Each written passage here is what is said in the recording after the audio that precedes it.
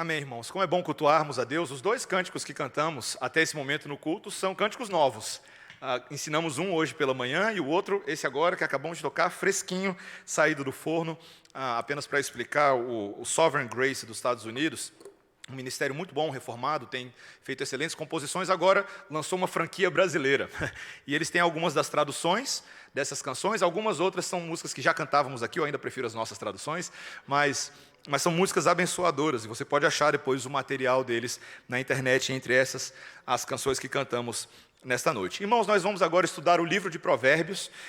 Peço a você que abra em Provérbios, capítulo 25, versículo 20. Nós já estamos aí há alguns meses no livro de Provérbios, nos aproximando do término desta série temática, e hoje vamos estudar este único versículo, explorar todas as implicações desta sabedoria da parte de Deus para os nossos corações. Provérbios 25, versículo 20, ouça com toda atenção esta palavra que é inspirada, infalível, inerrante, boa, suficiente e eficiente para as nossas vidas.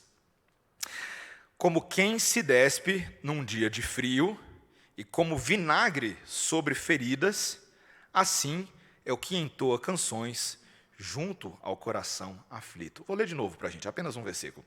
Como quem se despe num dia de frio, e como vinagre sobre feridas, assim é o que entoa canções junto ao coração aflito. Vamos orar, irmãos. Senhor Deus, essa é a tua santa palavra, o teu rico evangelho de Cristo Jesus, com múltiplas aplicações e implicações para a vida que agora vivemos nesta carne, Senhor. Ensina-nos a viver debaixo do sol de Deus, neste mundo com todas as suas dinâmicas, fortalecendo, exortando, caminhando uns com os outros, para a glória do santo nome de Deus e para a alegria daqueles que estão sendo salvos em todos os cantos, em nome de Jesus. Amém. Meus irmãos, o corpo humano é composto de aproximadamente 60% de água. Tá? Os homens, mais ou menos 60%, as mulheres, mais ou menos 55%. E essa água, de vez em quando, se comporta de maneira engraçada. Por que sai água dos nossos olhos? Aquilo que nós chamamos de lágrimas. De onde vêm as lágrimas? O que acontece, meus irmãos, quando você está lá cortando uma cebola para o jantar e fica com os olhos marejados, quando cai um cisco no seu olho, ou quando você fica um pouco resfriado, um pouco alérgico, lá vai a água saindo de novo do nosso olho. Como é que isso funciona? Por que a gente chora? Essas lágrimas, aulinha de biologia para você, são produzidas pelas nossas glândulas lacrimais, viu? Treinei várias vezes para não errar, na hora de falar aqui. E tem uma função basicamente lubrificante, tá, nos nossos olhos, ou o que eles chamam de uma função basal, tá?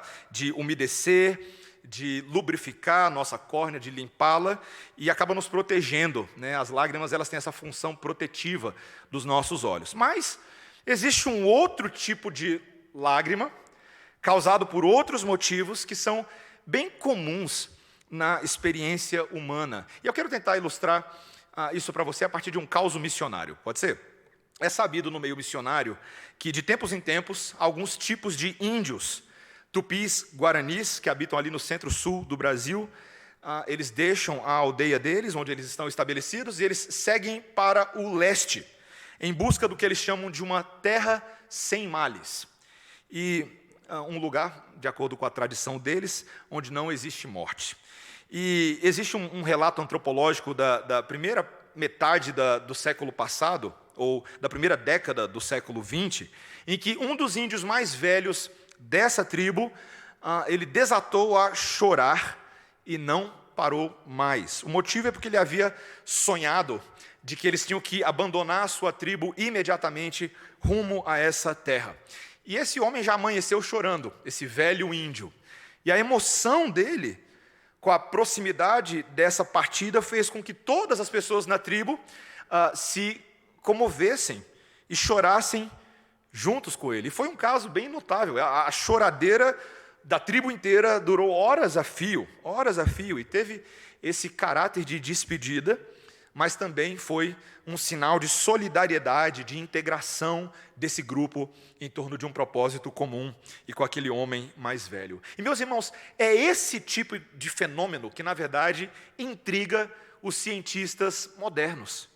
Não é apenas as lágrimas lubrificantes. Dessas a gente já sabe um bocado. Mas esse outro tipo de lágrima, que é vertida quando choramos para expressar algum sentimento de tristeza, algum sentimento de saudade, alguma angústia, coisas que nós partilhamos como experiência com outras pessoas ao nosso redor. E os cientistas não conseguem explicar isso, porque biologicamente é muito pouco você explicar a força disso que acontece conosco, que faz a gente derramar água pelo chão e pela vida. Esse texto de hoje, meus irmãos, é um texto sobre lágrimas, um texto sobre como entender o seu significado na nossa vida e de um Deus que aprecia as lágrimas e as causas relacionadas a ela e como o povo de Deus passa por essa experiência coletivamente. E, meus irmãos, talvez um dos textos mais apropriados para nós refletirmos nos dias em que estamos vivendo, no momento em que nós estamos vivendo. E eu quero estudar isso com os irmãos, com 4 verdades, 4 áreas que esse texto vai nos ensejar nessa noite. Tá? Primeiro, o problema da insensibilidade com a aflição alheia. Tá? Segundo lugar, a função positiva da tristeza. Terceiro lugar, um Deus que se importa. E quarto lugar, um povo que aprende a chorar junto.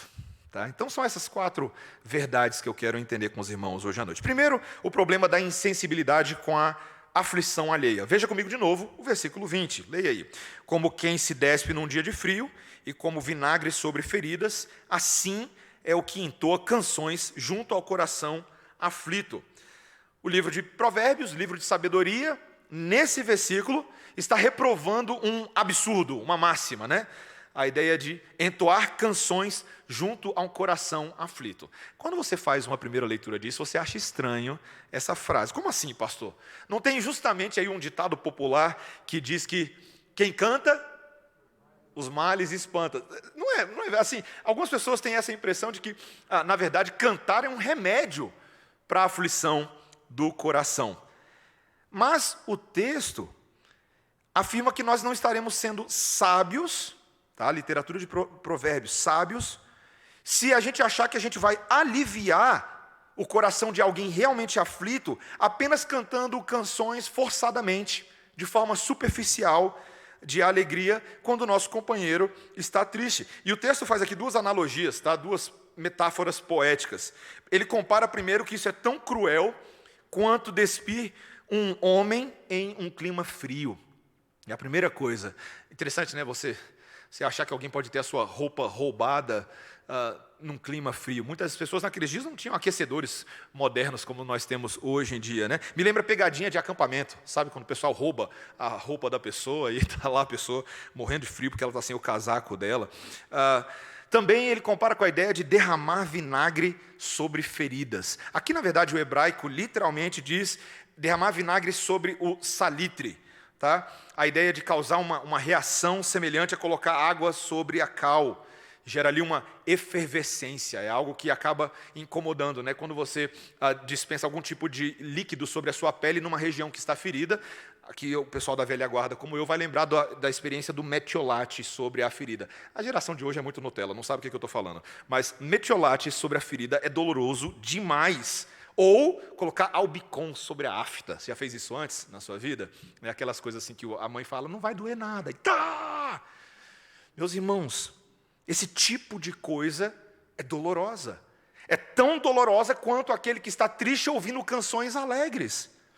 E o grande problema que o livro de Provérbios vai mostrar para a gente é que aquele que canta na esperança de animar é insensível à realidade do coração. Desde a semana passada e outras semanas nós viemos falando sobre as realidades internas do coração, do que está acontecendo lá dentro. Quem recebe aquela música frívola, na verdade acha que os seus amigos não estão preocupados com ele, não estão realmente preocupados em como o seu coração se encontra, com o estado interno da sua vida. E isso o torna ainda mais amargo no seu problema. Meus irmãos, a verdade que nós precisamos reconhecer, isso aqui vale para todo mundo, inclusive para mim, é que nós temos vivido dias em que nós vamos perdendo a insensibilidade com a dor alheia. Não é verdade? Seja bem honesto. Tá? A tecnologia, as mídias sociais, de alguma maneira até elas, e as mídias no geral, elas banalizaram a função da dor. Eu estava conversando com um colega sobre exatamente aquilo que está acontecendo com os crentes na Nigéria nesse momento, e é algo terrível, meus irmãos. Se você não sabe o que está acontecendo, um dos maiores genocídios do mundo moderno do século XXI está acontecendo contra os cristãos no centro da África, no centro-sul.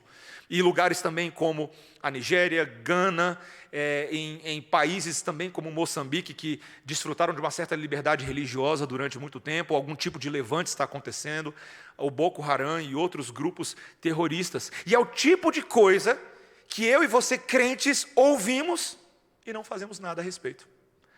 Não oramos, não compartilhamos, não choramos. Não é só com isso, meus irmãos, é com tantas coisas. Parece que os nossos corações modernos estão um tanto cauterizados e, sei lá, talvez até acostumados com tanta notícia ruim, né? A minha avó costumava falar, antes dela falecer, ela faleceu em 2005, mas ela falava que televisão só serve para cauterizar o nosso sentimento, né? Tem muito disso, né? A gente assiste televisão e parece que a gente vai se acostumando com essa dor, e esse é um problema que está sendo exaltado e trazido à tona no livro de Provérbios. Para a gente entender um pouco melhor isso, e aqui eu vou para o meu segundo ponto, que vai falar da função positiva da tristeza, a função da gente se sensibilizar com essas coisas, a gente precisa da ajuda não só do livro de Provérbios, mas de outro livro de sabedoria, que é o livro de Eclesiastes. E eu peço a você que abra lá, vamos abrir em Eclesiastes, capítulo 7, inicialmente aí os versículos 2 a 4. É um capítulo no qual Salomão, nos versículos 6, 7 em diante, ele cita exatamente esse problema do insensato que fica cantando canções alegres, sem entender a profundidade da vida. E ele inicia esse capítulo 7, os versículos 2, 3 e 4, com uma consideração bem difícil para a gente. Tá? Veja como essas palavras soam estranhas para os nossos ouvidos contemporâneos. Olha o versículo 2. Melhor é ir à casa onde há luto do que ir à casa onde há banquete, pois naquela se vê o fim de todos os homens e os vivos que o tomem em consideração. Até aí por enquanto. Salomão fazendo aqui uma reflexão sobre a necessidade da gente refletir sobre a brevidade da vida. Ele está lembrando os seus leitores de uma realidade inescapável. A morte é o destino de todos os homens. E se é inescapável, então os vivos devem tomar isso por consideração, devem levar isso a sério. Refletir sobre o que isso significa, especialmente para nós, os que pertencemos a Deus. Veja, aqui ele continua falando de questões do coração. Tá? Veja o que ele diz no versículo 4. O coração dos sábios está na casa do luto, mas o dos insensatos na casa da alegria. Ele está dizendo que o coração do sábio, ele entende bem, e ele procura entender o significado dessa casa do luto, enquanto o coração do frívolo, do insensato, só quer saber de entretenimento e de prazeres, de uma vida leviana. Veja que no versículo 3 ele também coloca um versículo diferente, né? A mágoa é melhor que o riso, porque com a tristeza do rosto se faz melhor o coração. Gente, quem em sã consciência hoje em dia diria que a mágoa é melhor do que o riso? A gente está correndo de mágoa, a gente está correndo de angústia, correndo de adversidade, mas o que ele quer dizer com isso?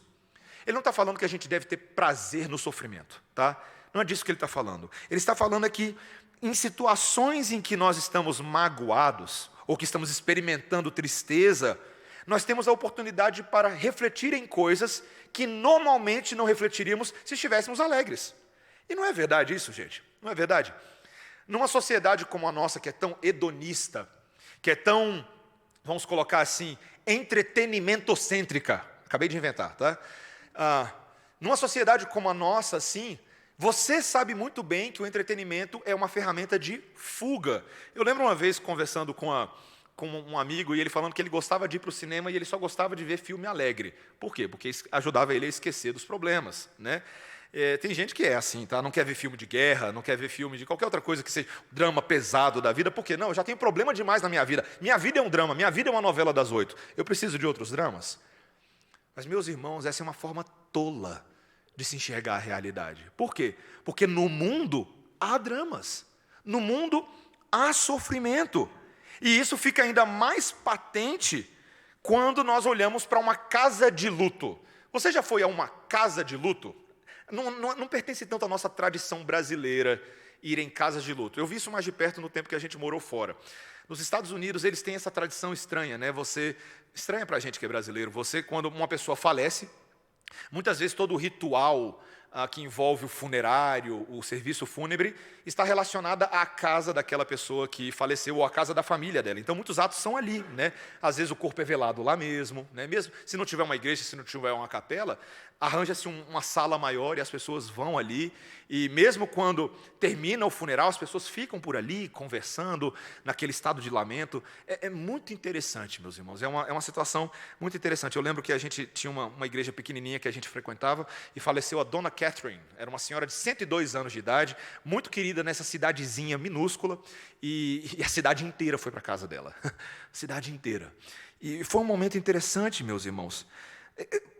Talvez um pouco difícil para mim. Eu já compartilhei uma vez aqui com os irmãos que quando eu era mais novo, a minha tendência era fugir com todas as forças de qualquer culto fúnebre, de qualquer tipo de coisa. Eu confesso que levei muitos anos para ir para o meu primeiro culto fúnebre. Eu já era adolescente, na adolescência tardia. Por quê? Porque eu não queria saber disso, eu não queria enfrentar isso, eu não queria pensar nesse assunto.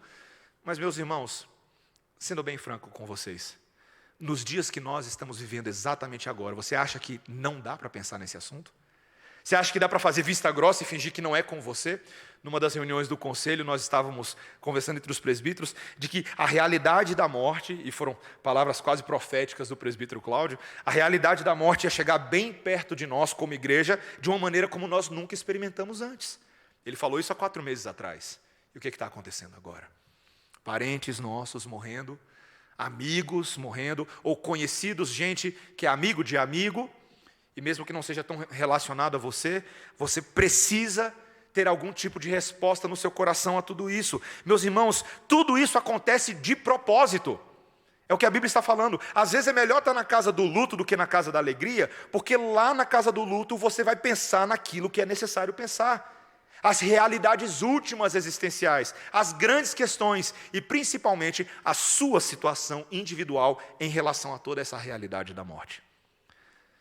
Meus irmãos, o pastor, teólogo, reverendo Carl Trueman, pastor da OPC nos Estados Unidos, escreveu um livro maravilhoso chamado O Imperativo Confessional. Certa feita, ele disse que o cristianismo é basicamente uma teologia da tragédia. E ele não quis dizer isso no sentido negativo. Ele só quis dizer que necessariamente, se você é cristão, você precisa lidar com uma realidade da morte de Cristo em seu favor. E aquilo que o livro de Romanos afirma, que quando ele morreu, nós morremos com ele. Ou quando Paulo diz em 2 Coríntios, que nós estamos mortos para o mundo e vivos para Deus, é o que ele diz também em Gálatas capítulo 2. São realidades inescapáveis daqueles que pertencem a Deus. Novamente, meus irmãos, eu quero deixar isso bem claro, não é incentivo para que você seja uma pessoa mórbida. Tá? Não é isso que eu estou falando, não é, o pastor me disse que agora, a partir de amanhã, eu tenho que andar de preto, com unha pintada, cabelo longo, ouvindo heavy metal, não é isso, tá, meus irmãos? Eu não estou fazendo julgamento nenhum de quem também ouve heavy metal, não é nada disso, tá? Deixa o pessoal ouvir heavy metal. Mas é um convite para que você não fuja dessa reflexão. Para que é importante pensar na morte? Meus irmãos, por quê? Tracei aqui algumas rápidas aplicações. Por quê? Primeiro, porque nos lembra que ainda dá tempo de mudar. Se você ainda não morreu, no sentido físico, se você ainda está aqui, é porque ainda tem coisa para você fazer. Deus assim estabeleceu. Tem coisas para você viver. Tem maneiras para glorificar a Deus. E dá tempo de você mudar os seus caminhos e adequar melhor os seus caminhos àquilo que Deus tem para você. Dá tempo de você examinar a sua vida, que deveria ser uma coisa que nós deveríamos estar fazendo agora. Dá tempo de você confessar os seus pecados. Dá tempo de você encontrar o perdão de Deus. Dê glória a Deus que você está vivo. Você tem tempo para fazer todas essas coisas. Para adorar a Deus, para frutificar em toda boa obra, para viver uma vida consagrada ao Senhor. Um amigo meu que costumava falar assim, como todo mundo vai acabar morrendo mesmo? Ele falava assim, faz sentido então planejar com antecedência como que a gente vai experimentar a misericórdia de Deus agora, e não a ira vindoura da justiça dele que está reservada para muitos. Forte isso, né? Verdade. Existe uma pergunta firme que está sendo feita, como você está vivendo os seus dias. Meus irmãos, veja, talvez alguém poderia pensar, poxa, é só a morte que nos faz ter esse tipo de reflexão? E o próprio texto de Eclesiastes vai dizer que não, que as próprias adversidades gerais da vida, as situações negativas e contrárias, nos fazem ter essa reflexão, principalmente o contraste entre o tempo de bonança e o tempo de aflição. Olha o versículo 14 aí, veja comigo o versículo 14. No dia da prosperidade, goza do bem, mas no dia da adversidade, considera em que Deus fez tanto este dia, como aquele, para que o homem nada descubra do que há de vir depois dele. Em outras palavras, gente, Deus permite bons e maus momentos na nossa vida. Tempo de bonança, tempo de falta, tempo de saúde, tempo de doença, tempo de riqueza, tempo de pobreza, e por aí vai. Ele mistura todos esses momentos na nossa vida, de tal maneira que nós não podemos prever o futuro, que é o que o texto está falando. Você não pode prever o dia de amanhã, ou contar apenas com a sabedoria dos homens e os poderes humanos, para que você seja propositalmente lançado na dependência de Deus. Para que vem coisa boa e vem coisa ruim? E você não sabe, você não é vidente. Para você depender de Deus. Como o presbítero Jefferson falou na oração, para que cada dia, no seu próprio mal, nos seus próprios desafios, você dependa do Senhor.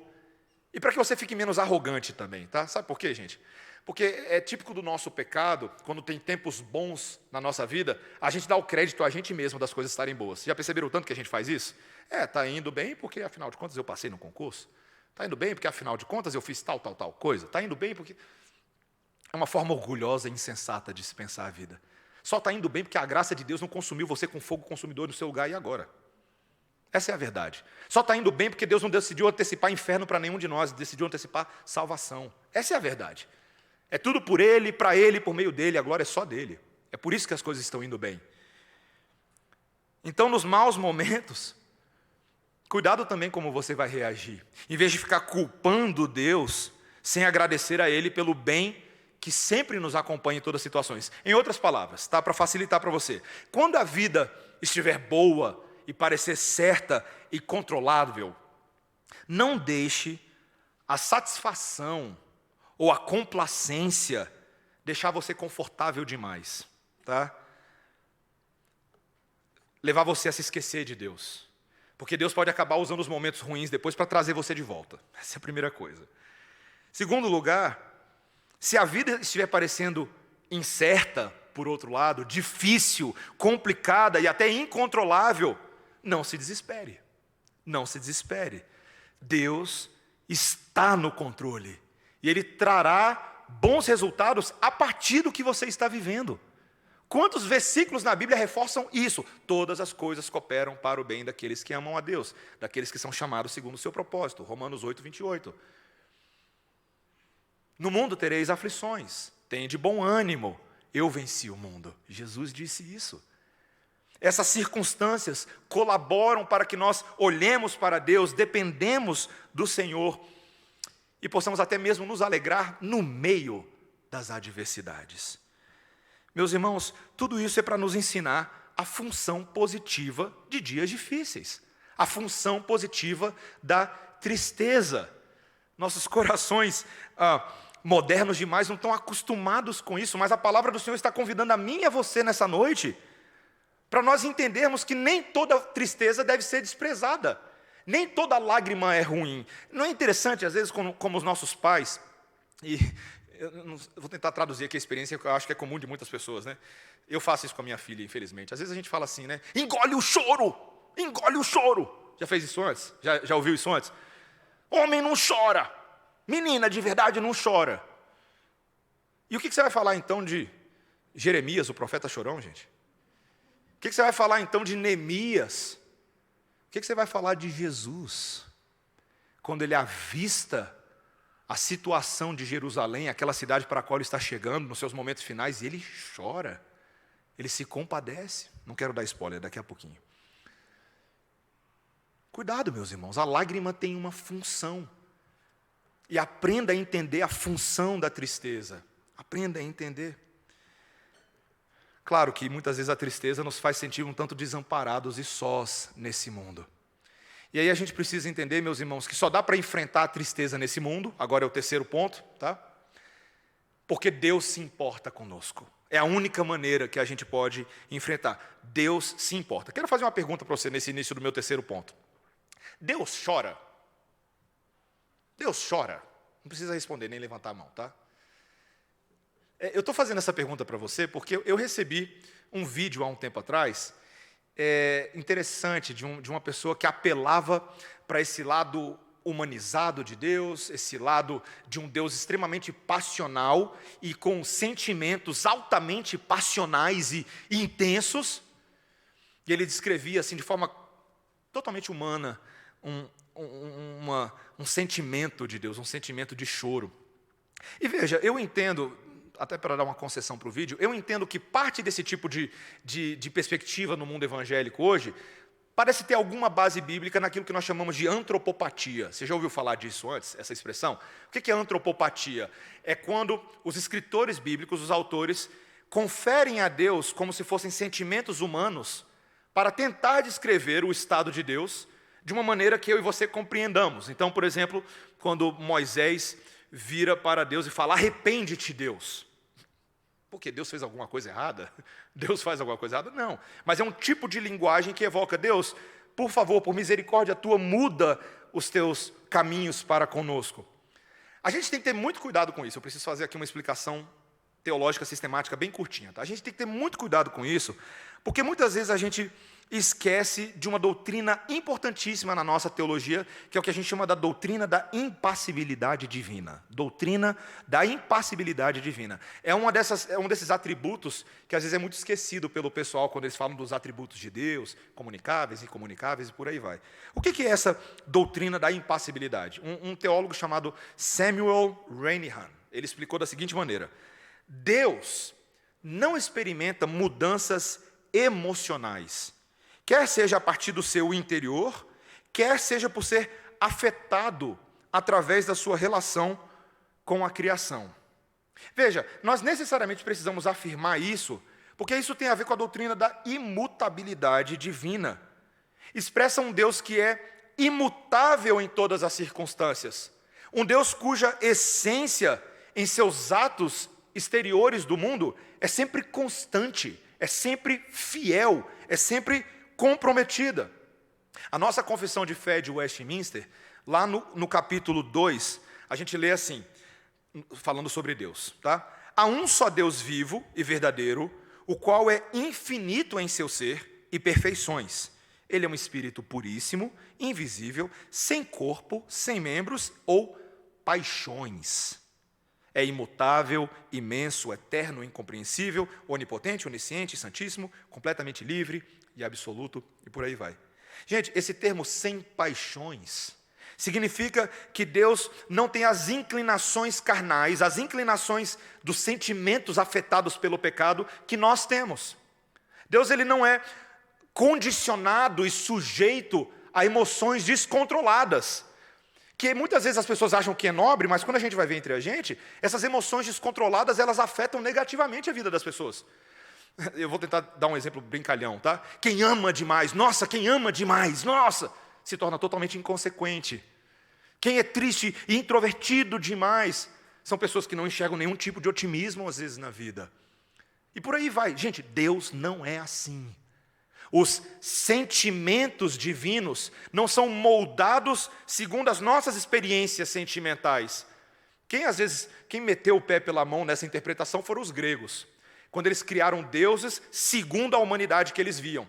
Então, Zeus, Atenas, Afrodite e tantos outros eram basicamente deuses humanos, cheios de falha, cheios de pecado, em seus sentimentos de corrupção, de competição, de guerra. Nosso Deus não é assim, meus irmãos. O que a Bíblia nos lembra é que em todas as suas emoções, Deus é perfeito, Ele é puro, Ele é imutável em seu ser. Poxa, pastor, então significa que Deus não sente nada? Que Deus não está nem aí para a gente? Não é verdade, meus irmãos. A Bíblia, inclusive, diz que Deus se entristece. Só que a tristeza dele é uma tristeza perfeita, uma tristeza pura, justa, por causas legítimas. E não muitas vezes as nossas tristezas que são confusas, egoístas e autocentradas. Nosso Deus é perfeito, inclusive na sua tristeza.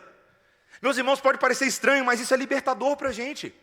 Conhecer um Deus que se indigna, se ira pelas causas justas e corretas. Inclusive também pelas causas que nos afligem. O Salmo, por exemplo, 116, versículo 5, é um versículo conhecido, ele diz assim: preciosa é aos olhos do Senhor a morte dos seus santos.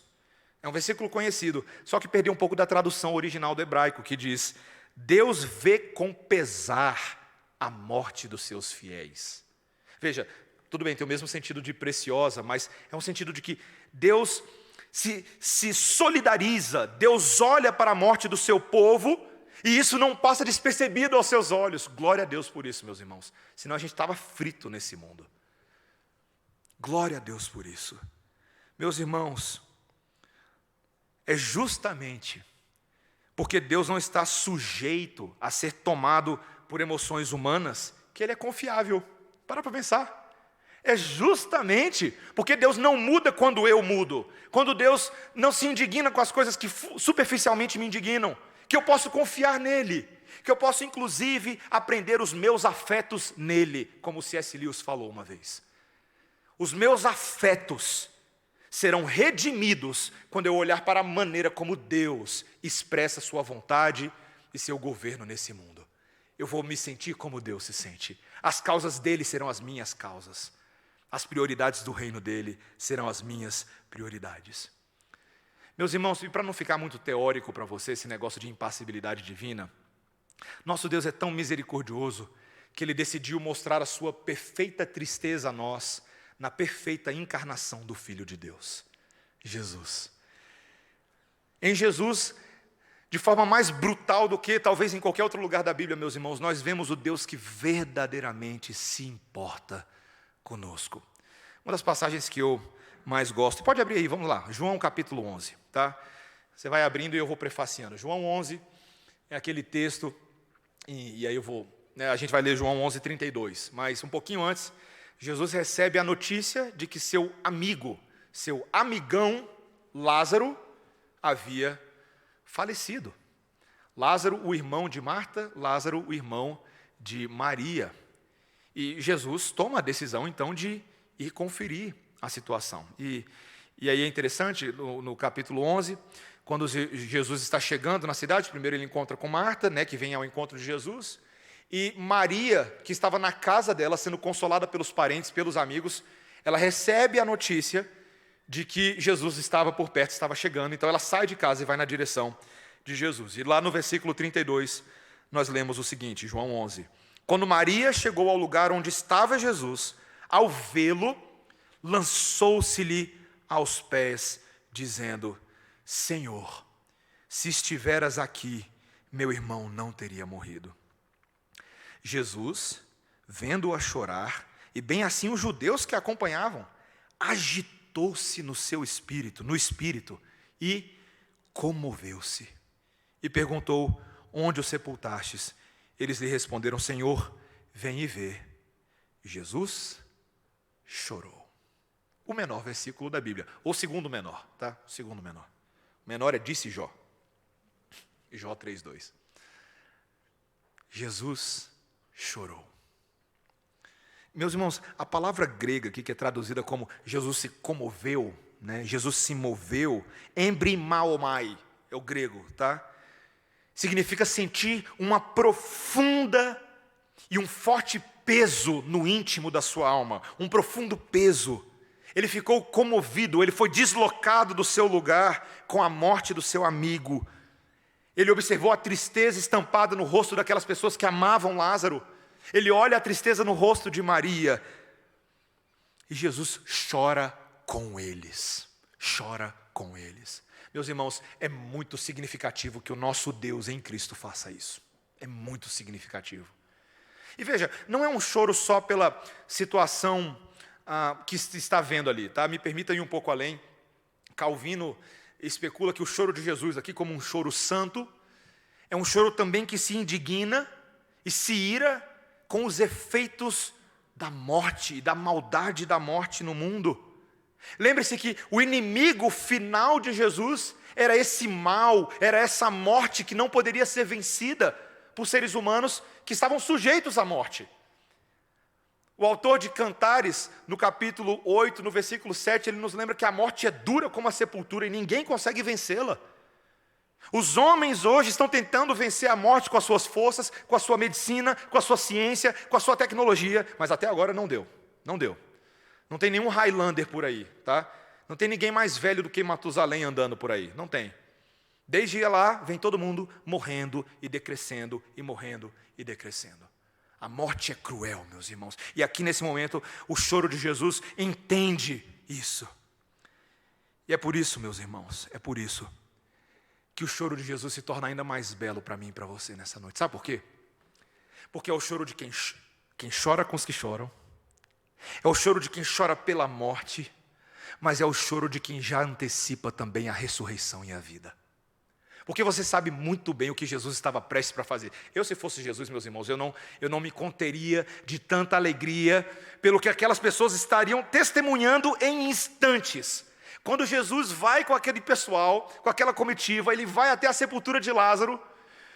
E, meus irmãos, ele ergue os olhos aos céus e ele agradece o Pai. Ele diz: Pai, obrigado, porque o Pai me ouve. Obrigado. E ele fala algo impensável naquele momento, meus irmãos. Impensável. Lázaro, vem para fora. Meus irmãos, só tem duas opções. Ou é doido varrido, ou é doido. Quem faz um negócio desse? Meus irmãos, sabe quem faz um negócio desses? Só quem tem poder sobre a morte. Quem com a sua vida conquistaria toda a vitória sobre a morte. E algo ainda mais chocante do que a fala de Jesus acontece. A múmia do Lázaro me vem para fora da sepultura. Enrolado em panos, que foram os panos da sua morte, ele vem para fora. Meus irmãos, as lágrimas de Jesus, presta atenção nisso, elas rapidamente se tornam lágrimas de uma nova alegria. A tristeza dá espaço agora à vitória. E esse é o tipo de maneira como a tristeza tem uma função positiva para nós. Porque ela é um prefácio, ela é um prenúncio de coisas indizíveis e maravilhosas. De um Deus que constantemente trabalha para o bem do seu povo. E está preparando coisas indizíveis. Meus irmãos, é aquilo que Paulo disse em Coríntios. Quando ele falou, cuidado, crentes, porque ainda que a tristeza tenha uma função, cuidado que existe uma tristeza para a morte. Essa tristeza para a morte é aquela tristeza que nos torna deprimidos, sem perspectiva, sem foco, sem rumo na vida, e nos estaciona num estado de depressão, de ansiedade. É quando a gente fica se afundando numa espiral descendente de tristeza, que nunca produz nada. Mas a tristeza em Cristo, ela nos leva até Ele, que é fonte de vida. É o que Paulo disse lá em 1 Tessalonicenses capítulo 4, versículo 3. Tá? Eu vou ler para a gente. Ele disse o seguinte: não queremos, porém, irmãos, ele estava falando do retorno de Cristo, tá? Ele fala assim: não queremos, porém, irmãos, que sejais ignorantes com respeito aos que dormem, aqueles que estavam mortos, para não vos entristecerdes com os demais que não têm esperança. Você viu o que Paulo está falando? O que é que pensa aquela pessoa que não crê em vida após a morte, em Deus, em Cristo? O que é que ela pensa sobre os seus parentes que morrem? O que ela pensa sobre os seus amigos que morrem? Eu já fiz funeral de não crentes, tá? A pedido de parentes, fui lá. É muito diferente, meus irmãos, é muito diferente. É outra coisa. As pessoas choram igual funeral de crente, só que o choro tem um tom diferente. Um tom de interrogação, um tom de profundo desespero, o tom de quem idolatrava a presença daquela pessoa e agora não mais sabe o que esperar do futuro. Talvez ele espera que essa pessoa tenha ido para o céu. É o tipo de coisa que a gente ouve em funeral de não crente, né? Ah, ele foi para um lugar melhor. Ele está bem, eu espero que ele esteja bem. Mas em que ele fundamenta essa convicção? Em nada. Tão somente em pensamento positivo e dedo cruzado. Porque ele não sabe exatamente o que leva uma pessoa para o céu, se existe céu e se existe Deus. Como é triste a tristeza de quem não tem a esperança de Cristo. Como é triste. Meus irmãos, mas você já viu funeral de crente? Você já foi em funeral de crente? Crente de verdade, tá? Crente que todo mundo sabe que está no céu na glória com Cristo. É muito diferente, né? Lembro-me de um funeral em particular que eu participei, de um homem que era muito crente. Eu não conhecia tanto ele pessoalmente, mas o testemunho das pessoas ao seu redor, que estavam tristes, estavam saudosistas, estavam ali nostálgicas, querendo ter por perto aquele que partiu, mas sabiam que a sua esperança era a esperança de Paulo. Ele verdadeiramente está num lugar muito melhor do que a gente, porque ele está na presença do eterno Deus. Meus irmãos, o exemplo de Jesus mostra que o luto tem espaço na vida do crente, que o luto sincero diante da morte não é indicativo de falta de fé, mas é uma tristeza honesta pela realidade do sofrimento e da morte. Vocês já perceberam? Claro que a gente não tem ceia do Senhor hoje, estamos nos preparando para ter em breve. O que é a ceia do Senhor? O que é esse sacramento? O que é esse meio de graça? Se não, Paulo, 1 Coríntios capítulo 11, versículo 23 em diante, uma meditação na morte. E mais, uma proclamação da morte de Cristo até que Ele venha. Viu? Que não estaciona na morte, mas olha para frente, olha para a vida, para o futuro. Mas ainda assim contempla a morte. Seu significado, a morte daquele que pagou o preço do seu pecado. E, portanto, você deve lidar com o seu pecado. Você deve confessar, para que não fique estacionado na tristeza, mas ande para a vida. Meus irmãos, quando a gente vê um Deus que se importa conosco, a ponto de chorar em Cristo, e esse é meu último ponto, só há uma atitude esperada do povo de Deus: ser um povo que chora junto com os outros. Não tem outra saída. Tudo isso que nós falamos até agora é apenas e tão somente para que você pense nas pessoas que sofrem. Veja, não somente no seu sofrimento, mas no sofrimento de quem está do seu lado, no sofrimento de quem está na sua frente, de quem está do outro lado do muro, do vizinho que perdeu o parente, do síndico do seu prédio, do porteiro que está com o coração aflito. O sofrimento deles deve importar para nós, porque nós somos chamados para serem os consoladores da parte de Deus. Eu gosto tanto como a Bíblia brinca com algumas ideias. A gente sabe que o grande consolador é o Espírito Santo, certo? Você lembra disso? Que Jesus falou que o confortador que Jesus iria enviar é o Espírito Santo de Deus. Ou seja, de fato existe uma obra que só Ele consegue fazer. Mas nós somos coparticipantes dessa consolação. E o Novo Testamento está transbordando dessa teologia de mútua consolação, de mútuas lágrimas. A começar pelo que Paulo diz em Romanos 12, 15. Tá? Alegrai-vos com os que se alegram e chorai com os que choram. Chorai com os que choram. O Novo Testamento todinho perpetua esse chamamento, essa vocação de você ser um chorador de plantão, de você juntar suas lágrimas às lágrimas de outros. Romanos 15, 5, três capítulos para frente de Romanos 12. Ora, o Deus da paciência e da consolação, olha só, vos conceda o mesmo sentir de uns para com outros, segundo Jesus Cristo. Está vendo? É um sentimento em Cristo. Não é um sentimento livre, é em Cristo. 1 Pedro 3,8, olha o que Pedro diz. Finalmente, sede todos de igual ânimo, compadecidos, fraternalmente amigos, misericordiosos, humildes. Está aí, meus irmãos. Filipenses 2,2, quando Paulo, falando sobre a unidade da igreja, ele diz: completai a minha alegria, de modo que penseis a mesma coisa, tenhais o mesmo amor, sejais unidos de alma, tendo o mesmo sentimento. E por aí vai, meus irmãos. 2 Coríntios capítulo 1, versículos 3 e 4. Bendito seja o Deus e Pai de toda consolação.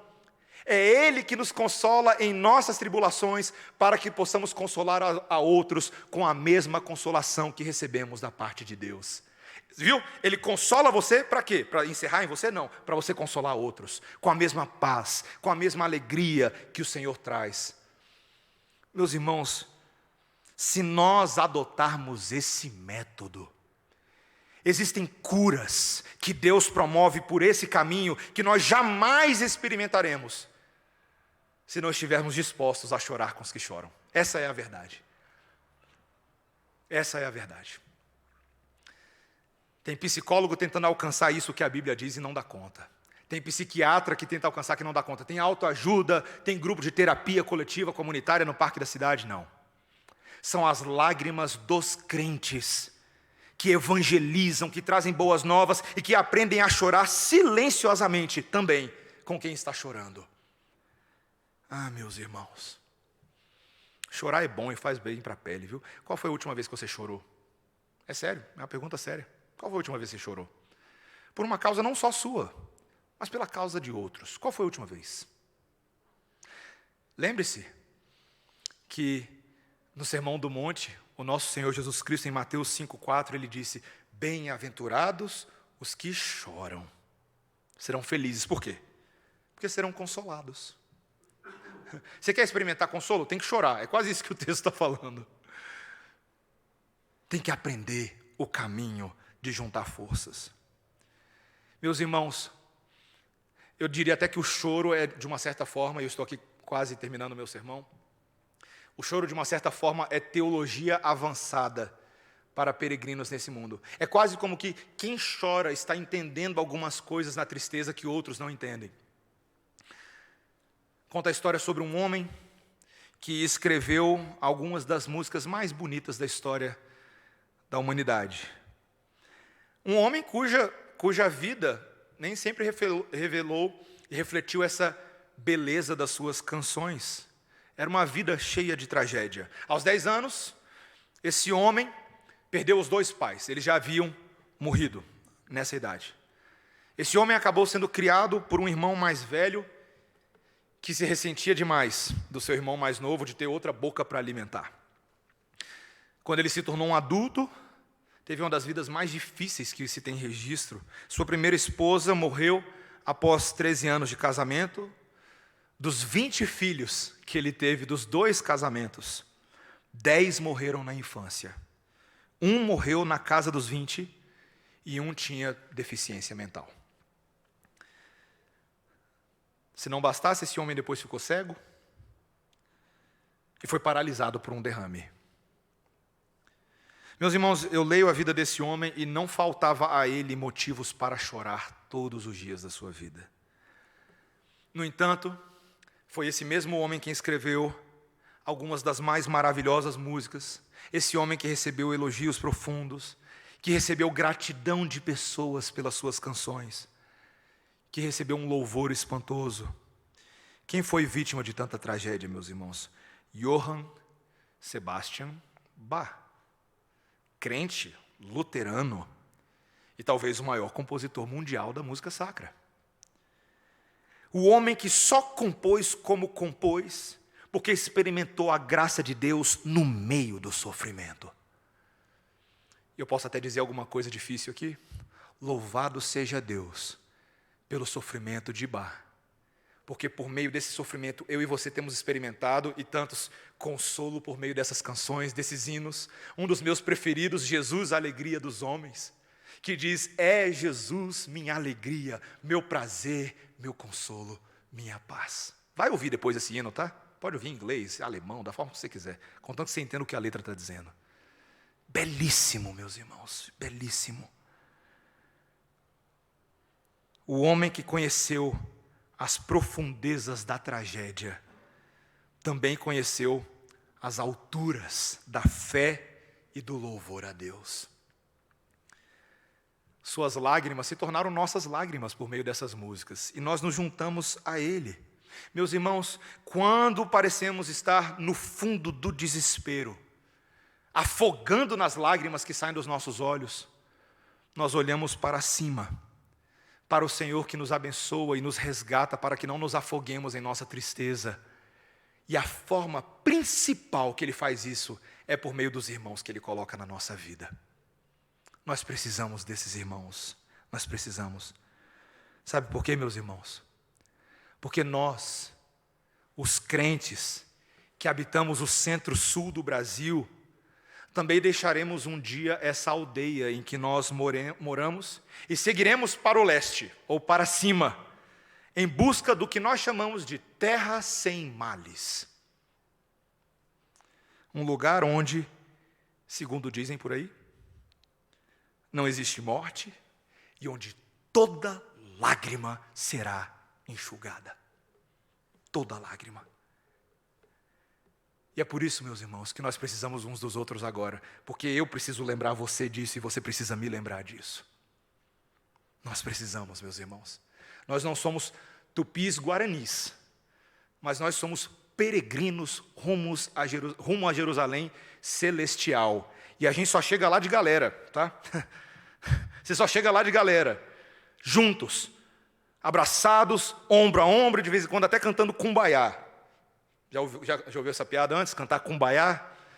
Kumbaya, my Lord, Kumbaya. Ó Senhor, aleluia seja o teu nome. Meus irmãos, essa é uma esperança que eu e você precisamos começar a cultivar agora. Quero fazer uma pergunta final para você. Você está cultivando essa forma de viver hoje? Pense aí o que você precisa começar a fazer hoje. Que notícias você recebeu essa semana que você disse que ia orar e nem orou? Que pessoas você sabe que nesse momento estão precisando de gente para chorar com ela, gente para perguntar como é que você está, eu estava pensando em você. Não deixe para amanhã, não deixe para depois de amanhã, faça isso hoje. Afinal de contas o WhatsApp está aí na sua mão, melhor, você pode até ligar para a pessoa. Faça isso, porque a sua simples ligação, o seu simples importar-se já é muito, meus irmãos, para quem está sofrendo. E só quem já passou por isso do outro lado sabe do que eu estou falando. Quando alguém vem e te consola, mesmo quando você não pede, saber que você não está sozinho nesse mundo, que Deus tem colocado anjos na nossa vida para cuidar de nós, é uma das coisas mais restauradoras para a caminhada cristã. Se você quer esse bem na sua vida, comece a fazer esse bem por outros. Se você quer ser amado assim, ame os outros assim, porque é isso que o Senhor espera de nós. Que o Senhor nos abençoe, meus irmãos, para enxugarmos muitas lágrimas por aí. Amém? Vamos orar. Senhor, obrigado. Obrigado pelo testemunho vivo de Cristo Jesus. Aquele que venceu a morte por nós e estabeleceu vida sobre toda a aflição, sobre toda a adversidade. Aquele que de fato tem preparado uma morada, uma terra sem males, onde crentes e eleitos de todas as tribos, nações, línguas e povos, tupis, guaranis, brasileiros, paraguaios, europeus de todo canto, norte-americanos, asiáticos, Senhor, africanos, mártires e não mártires, corajosos e tímidos, homens e mulheres, escravos e livres, todos nós que cremos no Santo Evangelho teremos as nossas lágrimas enxugadas. Obrigado, Senhor, porque a nossa tristeza não é para a morte, mas ainda assim ela é importante para nós refletirmos sobre as coisas que realmente importam. Nos ajuda a sermos assim homens mais maduros, mulheres mais maduros e mais cheios da palavra que transforma a vida com sobriedade, em nome de Jesus. Amém.